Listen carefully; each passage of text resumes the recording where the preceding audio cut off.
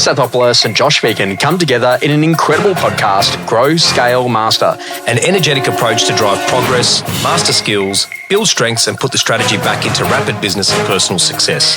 Backed by real-world experience in rapid scaling to playing the long-term game of business, it's the story of all the lessons learned on the journey to mastery. Be inspired, renew your energy and chase the future with Grow, Scale, Master.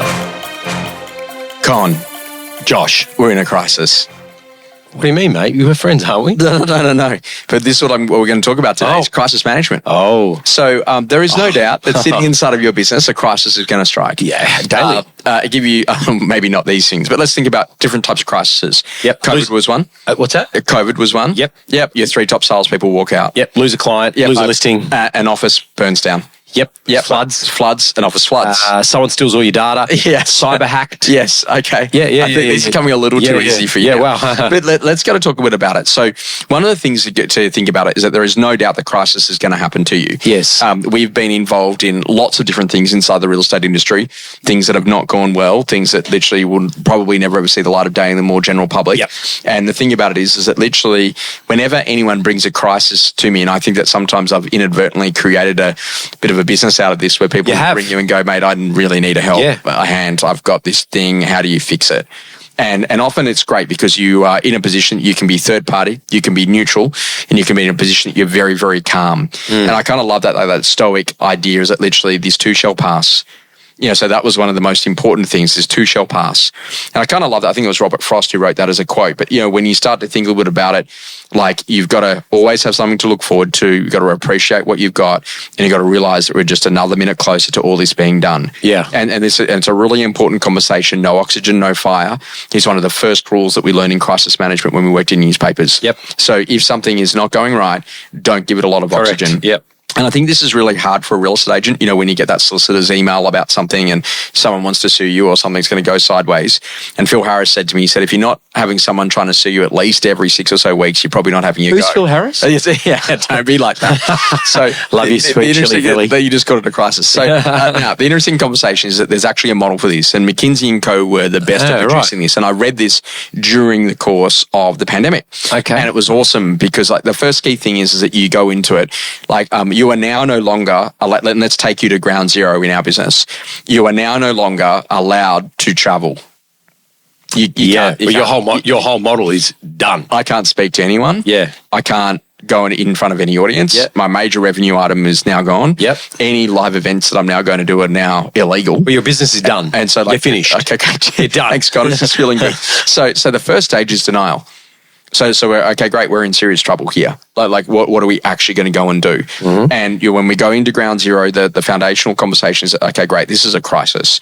So we pull together the crisis team. So ultimately, Kylie and I come together and we say, okay, great, what can't we do? Mm-hmm. We can't travel. Okay, great, what can we do? Okay, great, we can learn. We can learn fast. We can learn on the fly. Yep. We can learn to adapt. Yep. Okay, great. Has the goal changed? No. And then all of a sudden she said to me, but the method of delivery has. Yeah. I said, say that again. Light bulb. So the goal has changed, right? The goal hasn't changed, but the method of delivery has. Okay, great. What methods of delivery can we go with? We can do podcasting. We can do Zooms. Zoom, what is Zoom? Do we have an account? Let's get an account. Okay, great. So we're going to get an account. How do we do this? People want a recording. How do we do a recording? Okay, so all of a sudden this started to happen. So we started to go in from denial that this was happening to now crisis. Okay, great. This is the new world. Into the next conversation into now, okay, great. Planning. What are we going to do? Okay, great. We've got to hit a certain amount of revenue. How many Zooms could we do a week? How much time would it take to us to prepare those? What would the dollar amount need to be per Zoom to make that happen? Yeah. Would the customer pay that? How does that work? Okay, great. And then planning then gets us into opportunity. Now all of a sudden, what could we go and do? And so what happened in a question is that all of a sudden we came up with this idea and we're going to go and do this thing called the unmissable event. I was running around the Bay Run, and I thought this is an event you do not want to miss, and it's all going to be 100% virtual. And we had 1,000 people come to that event in one go at a paid ticket level. Wow. And in seconds, we made more revenue in that particular event. And you didn't have to get on a plane? Didn't have to do anything. And it was unbelievable. And so then we ran the second one and about half the number of people turned up to. And then we ran the third one and we lost 10 grand. So this is denial, crisis, opportunity. But at peak crisis, everyone wanted to go to that event. When everyone was cool and making cash again, they didn't need to go anymore. So we learn out of that. But I think that this is interesting is that like whether or not, something good, bad or indifferent is actually happening inside of your business, we're in the denial stage this has happened. Okay, great. Well, it has. Crisis. So what does it mean? Let's get real visuals and real optics on it. Who do we need to put on our crisis panel? Who could we bring in? Do we need our accountant? Do we need our solicitor? Do we need a tech person? Do we need a marketing person? Do we need a video person? Who are the best people? Do we need Josh? Okay, great. Then planning. How are we going to go and get through this? So what will this actually look like? What are the steps here to go and make it happen? And then what are the opportunities that are coming out of this? What's the old school saying? Never waste a crisis. Okay, great. So you said that too quickly. So when you start thinking about that, let's have a look at it. In crisis management, first thing I always think is stay calm. Why is it important to be calm? Well, it's kind of like, when someone yells shark and everyone just kind of like runs and doesn't put any thought into what might be the next steps, logical steps. I think staying calm also, if you're a leader in the business, gives people the confidence that this too shall pass. Yes. And more importantly, that there is a plan. Yeah. And I think the third thing is, as an individual, when I've been through crisis, panicking alters your state alters your behaviours, and your behaviours alter your actions. You tend to get a poor outcome. So by staying calm and realising, hey, am I really in control of this? Were you in control of COVID? Absolutely not.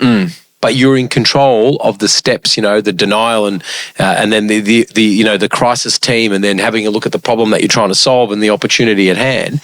And I think that that's where that phrase came from. Never waste a crisis. And I think that for me, like I developed some really good mindset tools. So, Con, what I'm going to tell you is that you're a rally car driver. You're out there, you're driving around the rally track. You've been doing it with a co-pilot for so long, you know every single twist and corner. You know exactly what to do. Yeah. One morning you wake up and you're super confident. You don't take the navigator with you and you just decide to go out there and burn it on the track. Yep. As you go burning it on the track, you take all of a sudden this brand new jump that's been built. You jump into a brand new section of the rally track that you've never ever been to before. There is so much mud, so much dirt. It's sticking on the tires. All of a sudden it's going all over the windscreen. You cannot see out there, but all you got to do is you just got to slide around every corner and you just got to try to make your way home. You don't know when you're going to get there, but just keep on driving. Wow. And that was a really fantastic conversation. And then I took that little story and started thinking, okay, great, how could I do better with that? Then there was the Ariana Huffington one, where she said, okay, great, you're on a train. You see beautiful scenery. There's amazing things that are happening out there in the world. All of a sudden you fall asleep because the scenery is so beautiful and beautiful, soft, warm light is falling on your face.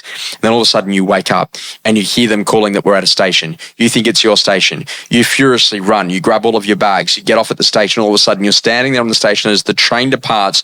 You now see that you were in this absolute myriad of the worst environment that you could ever be in your entire life. How much longer do you stay in that bad environment before you jump back on the next train and get the hell out of there to a better environment?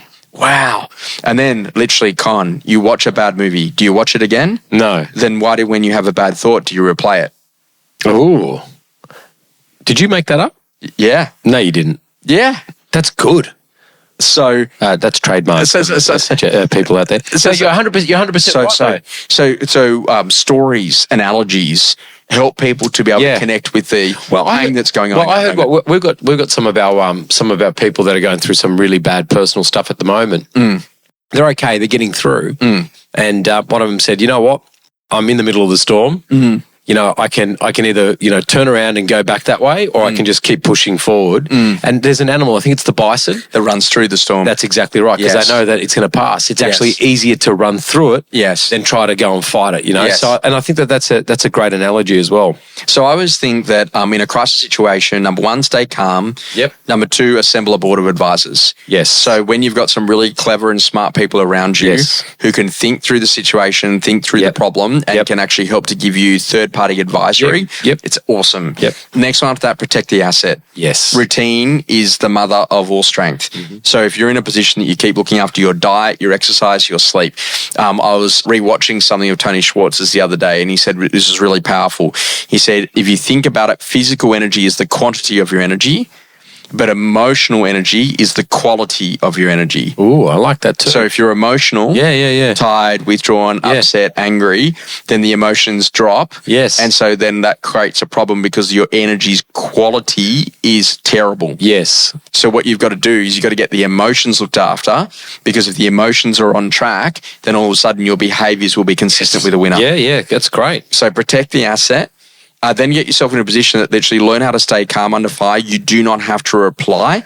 And I think that this is the big thing, is that like literally, we've had it a few times and someone's written a legal letter about something and, it's a trademark issue or blah, blah, blah, blah, blah. Shotgun reply. And you just want to jump on it. Hey, breathe in. No, correct. You have no responsibility to have to reply. I had a former CEO of McGrath said to me, the power that you give yourself when you are calm and you don't react. Yeah. No one can beat you at that. So do you have a crisis panel in your organisation?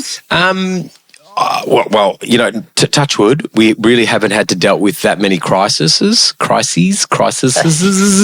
mean, COVID, we didn't even know what we were doing. And, that was one of the best experiences for us, but unfortunately at the cost of a lot of, humanity. Yeah. But yeah, like if you said to me, there's a crisis right now, I could probably assemble a very quick board, depending on what the crisis is, literally within an hour. Mm-hmm. And I think that's really the conversation is about, like, learn. It's not that it won't happen to you. It will happen to you. Yeah, of course. But learning how to cope through it's a really important foundational piece.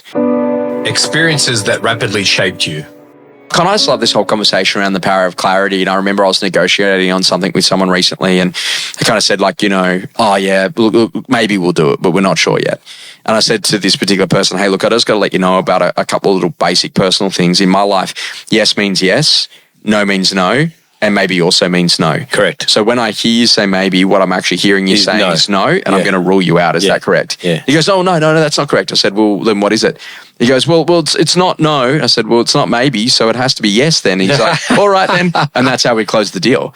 But like literally, don't let anyone ever be a priority for you when you're just an option to them. Yeah, that's a good one. I like that. And I think that this whole conversation is that literally keep the main game the main game. Yes. Stick to your knitting. Yeah. Ideas or experiences that are rapidly shaping me, the difference between good to great really isn't that big. I believe in real estate and I've been observing a lot of our people and, why does one person outperform phenomenally comparatively to the other person who kind of maintains the status quo?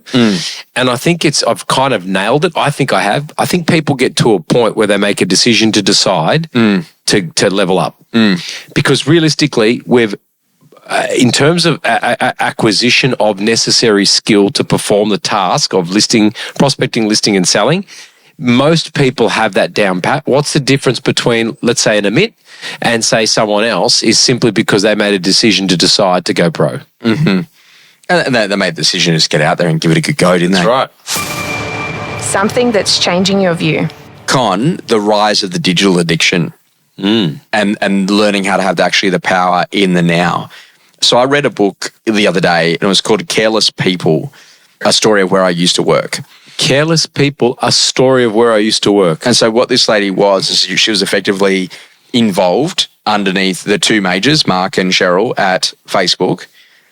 And some of the things that you read in that book is unbelievable. Wow. So there's a story that an Australian advertiser was buying access to vulnerable people under the age of 15. So if you had written something, about body image, if you'd written something about you don't feel great, then they would then take that as an advertising audience and serve ads to it. Wow. That's deplorable. And so they realized that they could get Facebook in globally with practically hardly any changes if they helped the politicians realize it could be their easiest election platform tool. Wow. And so they go to zoom into different years like 2016 and they're telling Mark that, hey, congratulations, you actually got Trump elected at this point. And he's like, no, I didn't. No, he did it on his own merit and people voted for him. No, you did it. And they actually go to show the power of the algorithm and how it's been able to sway society and how it's been able to sway governments globally. Wow. Now, regardless of politics, the foundational idea, man, it made me effectively want to just eject and delete from all social platforms in that What's moment. the book called again? Is it?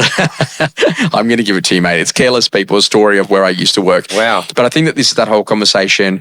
I'm a big one for technology. Don't worry, I'm still on the gram. But the basic foundational idea is that learning how to really be present in the moment and to learn that ultimately you don't have to be addicted into those tools, but use them rather wisely. But you've got to set safe barriers for the type of person that you actually want to be. And you just got to be careful that you're not putting yourself into your own crisis because you're watching the same content over and over again of stuff that may not actually be true inside of your world. Yeah.